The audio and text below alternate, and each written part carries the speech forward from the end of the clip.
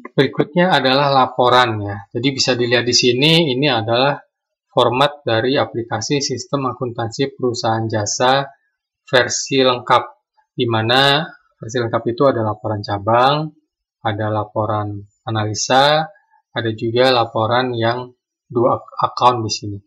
Ya, kalau basicnya atau yang klasiknya 3 itu tidak ada. Ya, oke, kita mulai dari laba rugi. Laba rugi di sini formatnya seperti ini, berbeda dengan yang versi sebelumnya. Jadi di sini tidak ada yang perlu di-set, ya. Datanya sudah akan mengambil secara otomatis. Jadi prinsipnya di sini hanya dilihat saja. Ya. Karena ini sebenarnya rekap, kalau biasanya anggapannya neraca saldo atau neraca lajur, ya. Cuma di sini dibagi dua, laba rugi dan neraca sudah dipisahkan secara langsung dan direkap. Ya. Yang perlu dilakukan perapiannya adalah di laba rugi yang di sini ada 2 model ya. Bulanan, triwulanan, 1-12 bulan, harian, dan year to date. Perbedaan model 1 dan model 2 di perusahaan jasa, tadi sudah sempat diinformasikan sedikit ya. Itu dari sisi pembagian pendapatan dan pengeluaran. Jadi kalau model 1 itu hanya terbagi atas pendapatan dan pengeluaran. Ya. Sedangkan model 2 itu terbagi atas pendapatan, kemudian harga pokok penjualan, kemudian beban operasional, beban penyusutan, beban bunga dan pajak, dan laba rugi bersih. Ya.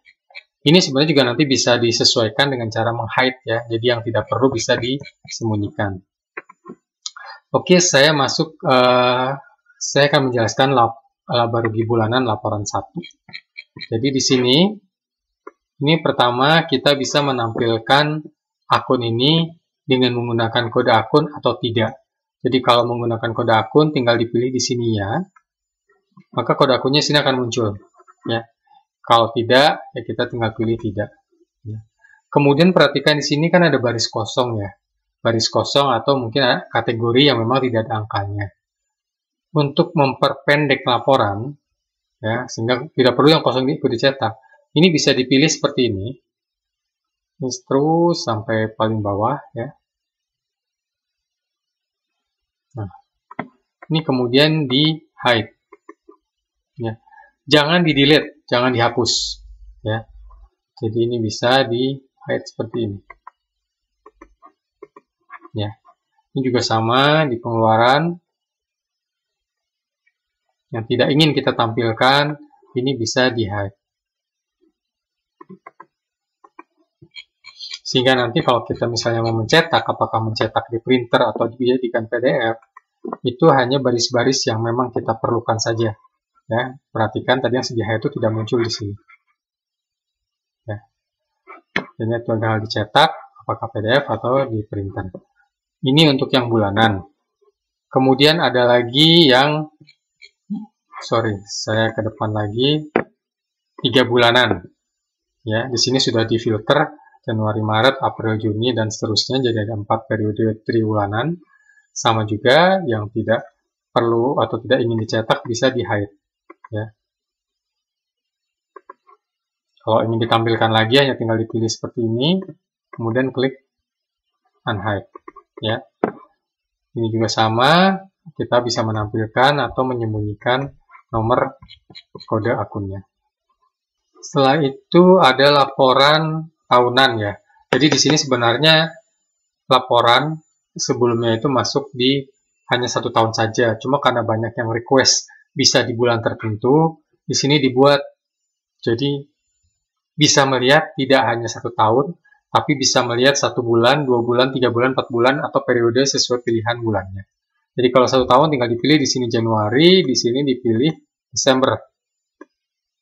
Tapi kalau misalnya hanya perlu 1 bulan ya dipilih aja di sini Januari dan Januari.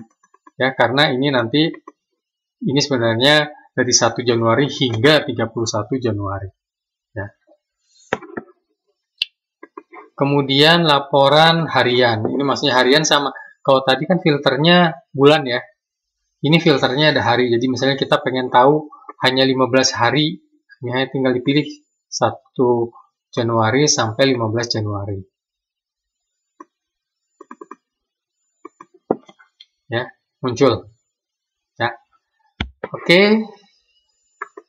Itu untuk hariana. Ini year to date, YTD itu year to date. Jadi ini laba rugi. Kalau misalnya digunakan untuk monitor kondisi sekarang, misalnya tahun 2023 bulan November, Oktober, November, ya ini kalau di rutin diisi maka bisa akan dilihat dan dibandingkan langsung terhadap pencapaian tahun lalu, proyeksinya dan kondisi sekarang. Perhatikan di kanan, di sini ada pencapaian secara persentase, ini perbandingan nih terhadap 2018 mencapai ini gimana, terhadap proyeksi bagaimana. Kemudian pencapaiannya di akhir tahun. Nah, jadi di sini di akhir tahun kalau misalnya kita sebut angka tidak dimasukkan ya. Kalau dimasukkan akhir tahun, nanti akan dihitung berdasarkan pencapaian sekarang akhir tahunnya kira-kira jadi berapa. Ya, jadi bisa langsung ketahuan akhir tahun itu kira-kira akan mencapai atau tidak mencapai jika berdasarkan rata-rata harian pendapatan dan pengeluaran. Oke, itu untuk yang model 1. Model 2 juga sama, ya, ini bulanan sama. Kemudian 3 bulanan sama, tadi yang membedakan hanya di sisi kategorinya. Dan di sini kalau misalnya teman-teman ingin menggunakan laporan 2 dan hanya ingin ada pendapatan, HPP, kemudian dan beban operasional saja, tapi tidak ingin memunculkan beban penyusutan, teman-teman juga bisa meng-hide ini, ya. Jadi langsung ke laba rugi bersihnya di hide. Jadi di sini, oke, di sini di hide ya. Jadi langsung hanya ada 3 di sini, pendapatan, HPP dan pengeluaran. Ya, hanya pastikan yang di hide tadi nilainya adalah kosong. Ya, dan itu tadi beban penyusutan dan pajak bunga bisa dinaikkan ke atas. Dinaikkan ke atas ya memang cara menaikkan ke atas adalah dengan mengset di data kode akunnya di sini. Di sini ada yang laba rugi 2 di sini ya. Perhatikan di bagian bawah. Di sini kan ada pembagian beban penyusutan. Nah, ini langsung dimasukkan menjadi beban operasional. Kalau ingin tidak dibagi menjadi hingga 5 bagian tadi. Ya. Itu untuk format laporan atau penyampaian laporan laba rugi. Berikutnya adalah laporan neraca. Sama tadi neraca sama dengan laba rugi, tidak ada yang perlu dilakukan. Ini akan menampilkan dan merekap seperti halnya neraca saldo, di mana semua sudah akan dikelompokkan ke dalam akun-akun neracanya. Ya, dengan di sini juga sudah di rekap juga, dikategorikan, dikelompokkan sesuai kategori yang diset di bagian kode akun tadi. Sehingga pada saat kita melihat laporan, laporannya sudah sesuai dengan kategori yang kita set tadi. Ya, ada bulanannya juga ya. Bulanan ini perhatikan kalau neraca ini adalah bulanan penambahan. Jadi neraca di Februari adalah perubahan di bulan Februari plus dari bulan Januari. Ini adalah neraca saldo awalnya. Ya, terus sampai akhir bulan di bulan Desember. Ya. Sama juga untuk akun-akun yang tidak ingin diperlihatkan karena kosong, ini dipilih dan di hide. Ya. Sehingga kalau kita mau ngeprint bulanan, ya hanya yang ada angkanya saja. Ya, ini juga masih ada kosong-kosong, kalau mau di hide silahkan di hide. Kemudian ini neraca ya dari depan, bisa juga tulis kanan kiri ya. Ada neraca bulanan tadi sudah. Ini yang 3 bulanan ya, rekap 3 bulanan sama. Kemudian 1-12 bulan kita memilih bulannya. Memilih bulannya sama. Mau 1 tahun berarti di sini kita set Januari dan akhirnya adalah Desember. Kalau mau Januari saja kita langsung memilih Januari dan Januari. Ya. Kemudian untuk neraca itu tidak ada neraca harian, jadi hanya ada bulanan. Hanya saja di sini yang 1 tahun atau bisa milih bulan itu ada 2 tampilan. Jadi tampilan yang atas bawah ya, aset di atas, liabilitas di bawah. dan kanan kiri ya. Ini kiri aset, kanan liabilitas. Ya tinggal teman-teman menginginkan kalau mencetak lebih suka yang mana ya. Kemudian ada neraca year to date, sama juga di sini ada neraca tahun sebelumnya, kemudian proyeksinya, dan di sini ada year to date-nya. Di sini tidak ada perbandingannya ya. Jadi perbandingannya nanti justru ini masuk ke dalam analisa laporan. Oke, kemudian arus kas.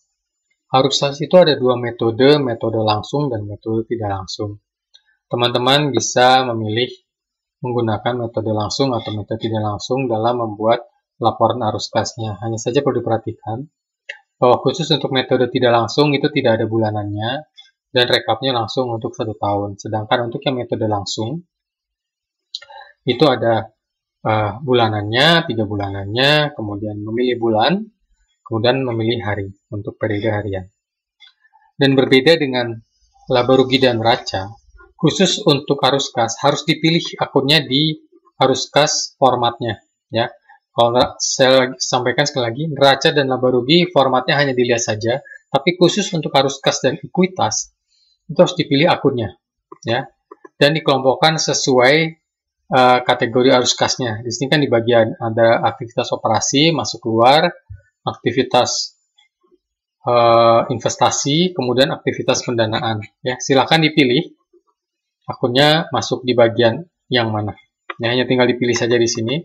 Nanti rekapnya semua akan muncul otomatis sesuai akun yang dipilihnya. Dan sama juga di sini akun bulanannya akan merekap otomatis, dan yang tidak ingin ditampilkan bisa dipilih dan di-hide. Ya. Kemudian ini arus kas 3 bulanan ya. Kemudian arus kas yang bisa memilih periode 1 bulan hingga maksimum 12 bulan ya, dari Januari hingga Desember 2019 kalau untuk 1 tahun. Kemudian bisa dipilih harinya ya, dari 1 Januari, 15 Januari misalnya, ini bisa dipilih karena harinya sudah ada tanggalnya, hanya tinggal dipilih.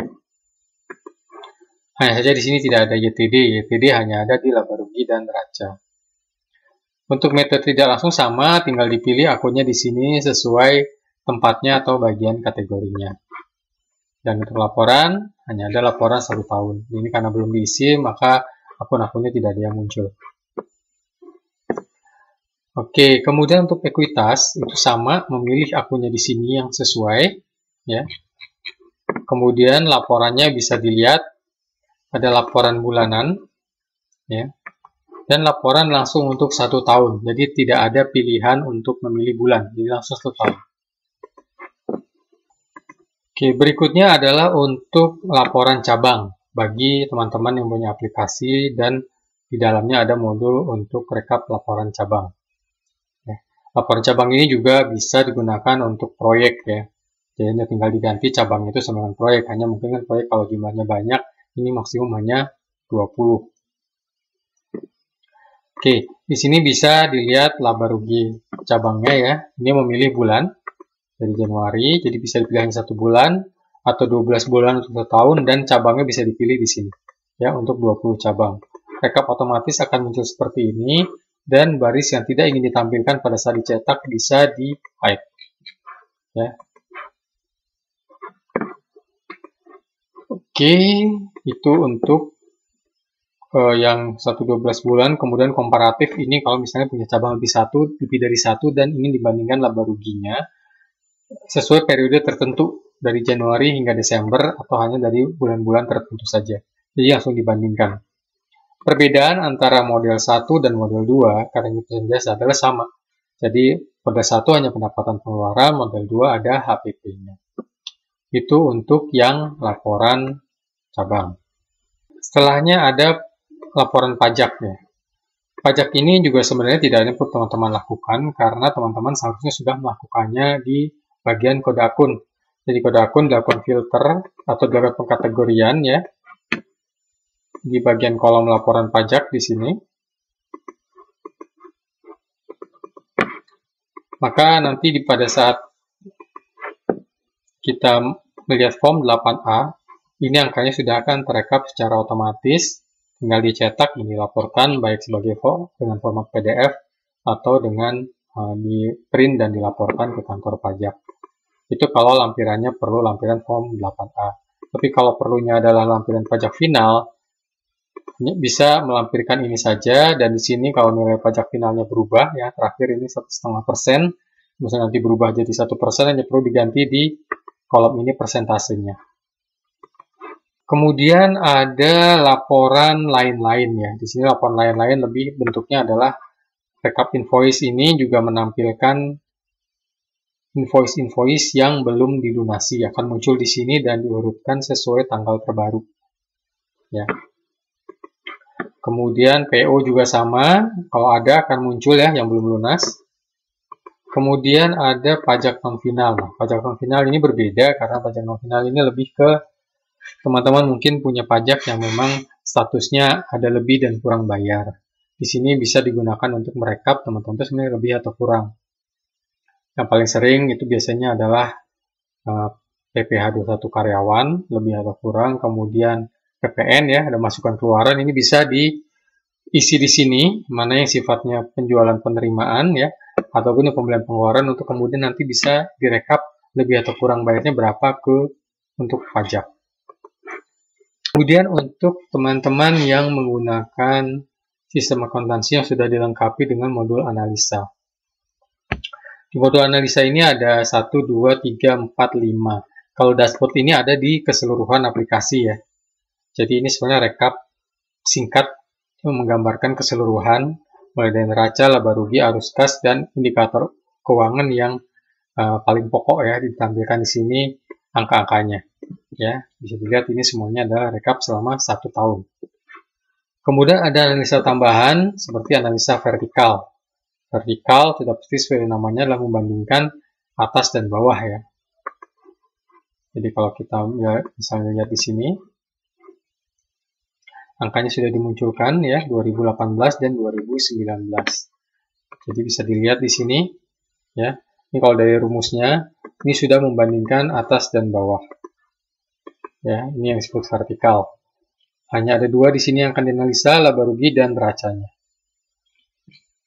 Ya, teman-teman bisa mengetahui persentase dari masing-masing subkategori terhadap kategori atau terhadap total pendapatan, pengeluaran, aset, itu masuk ke analisa vertikal, dan saya kira saya tidak perlu menjelaskan lebih, teman-teman bisa menggoogling analisa vertikal ini apa saja, parameternya apa saja, dan kegunaannya apa untuk menganalisa apa dan mencerminkan apa, teman-teman bisa googling informasinya.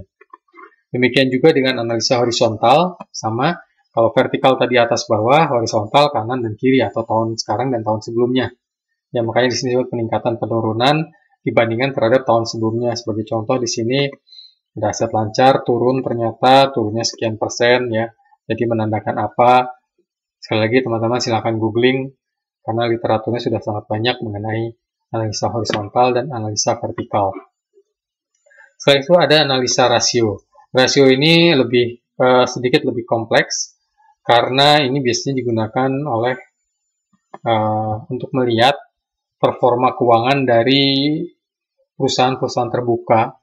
Jadi atau perusahaan-perusahaan yang membutuhkan investasi, di mana investornya itu adalah biasanya lembaga-lembaga keuangan yang memang melihat rasio keuangan itu sebagai patokan apakah mereka bisa menambah investasi lagi atau mengembangkan atau menarik. Demikian juga kalau mau restructuring ya modal dengan bank itu akan biasanya melihat apakah ini modalnya tanamkan bisa balik ataukah pinjamannya perlu diperketat ataukah diperlonggar, jadi macam-macam. Nah, di sini silakan teman-teman pelajari mengenai arti masing-masing rasio ini di internet karena sudah sangat banyak ya. Dan juga melihat di sini target dan minimalnya itu biasanya setiap perusahaan berbeda-beda. Perusahaan jasa, perusahaan dagang, perusahaan manufaktur. Kalau teman-teman membuka data keuangan perusahaan terbuka, teman-teman akan melihat angkanya itu sangat bervariasi karena memang setiap usaha itu berbeda-beda patokan terhadap rasio-rasionya. Itu karena rasio sendiri ada 2 di sini ya, tinggal dilihat saja tadi. Ada bentuk tabel dan ada bentuk grafik. Grafik ini biasanya untuk mempermudah ya, mengamati bagaimana kondisinya dan statusnya apakah sudah warning ataupun sangat baik atau bagaimana. Selanjutnya untuk teman-teman yang menggunakan aplikasi dengan 2 akun. Ya. Jadi kalau dengan 2 akun ini teman-teman bisa mempunyai laporan, 2 laporan dengan 2 kategori akun yang berbeda, misalnya untuk internal dan untuk investor, ataupun untuk internal dan untuk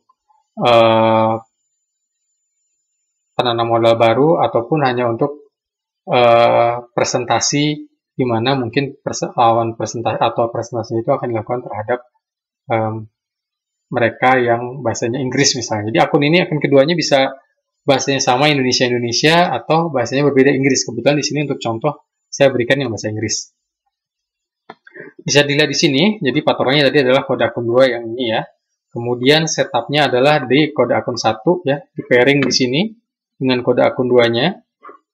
Ya, di sini lajurnya di sini. Kode laporan 2. Nah, jadi pada saat dilihat laba ruginya, ini bisa dilihat langsung ya, ini akun kedua, formatnya sama, yang tidak dibutuhkan bisa di-hide ya. Jadi bisa dilihat hanya akun 2-nya saja, ataupun akun 1 dan 2 berdampingan. Di kiri bahasa Indonesia, di kanan bahasa Inggris misalnya seperti itu. Ya. Dan ini bisa dirubah. Perhatikan kalau yang tidak ada ini ada rumusnya ya. Ini tidak ada rumusnya. Ini digantinya langsung di laporannya. Misalnya mau diganti ini menjadi penerimaan, kalau misalnya bahasa Indonesia nanti, ya tinggal diketik saja di situ penerimaan. Ya. Sedangkan yang ada rumusnya, ini kan kelihatan, ini tidak bisa diganti, dia sudah akan merekap berdasarkan pairingnya. Ya. Laba rugi, modal 1, modal 2, tadinya perbedaan di kategori ada HPP dan tidak ada HPP-nya. Neraca juga sama ya. Yang akun 1, 2 dibandingkan kanan kiri bisa terlihat seperti ini. Kemudian arus kas juga sama ya. Kanan dan kiri dan yang sendirian. Ekuitas pun juga sama. Ya. Dan untuk menampilkan sama, ini juga sama nih. Ini kan di paling atas tuh ada tampilkan kode akun. Jadi kalau misalnya kita klik, ini misalnya, ini kan tampil kode akun. Kalau misalnya kita pilih tidak, maka kode akunnya akan tidak muncul. Oke, itu untuk menyiapkan laporan dengan 2 akun.